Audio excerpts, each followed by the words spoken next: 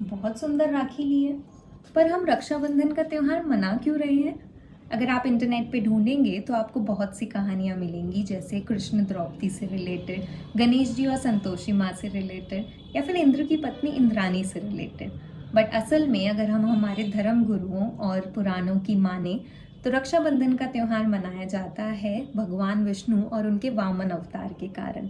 जब भगवान विष्णु वामन अवतार धरकर राजा बलि के समक्ष जाते हैं और 3 पग जमीन मांगते हैं। पहले पग में स्वर्गलोक, दूसरे में धरती और तीसरा पैर कहाँ रखूं ये पूछते हैं। तब राजा बलि भगवान को कहते हैं कि प्रभु, आपका तीसरा पैर मेरे सिर पर रखिए।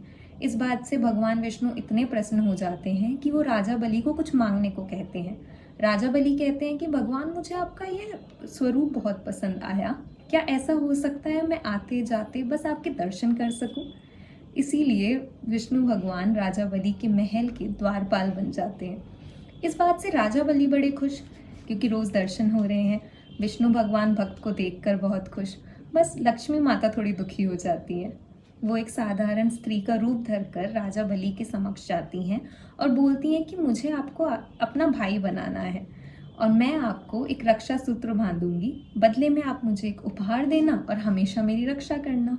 राजा बलि इसके लिए हाँ कर देते हैं और लक्ष्मी जी एक रक्षा सूत्र राजा बलि की कलाई पे बांधती हैं। तब राजा बलि पूछते हैं कि आपको उपहार में क्या चाहिए। तब लक्ष्मी माता अपने असली स्वरूप में आती हैं और बोलती हैं, मुझे आपका द्वारपाल चाहिए। भक्त की भक्ति से इतने प्रसन्न हैं कि यहाँ पे द्वारपाल बने बैठे हैं और सबको छोड़ दिया है। तो ऐसे शुरू हुई रक्षाबंधन की प्रथा, क्योंकि वो दिन था सावन के पूर्णिमा का।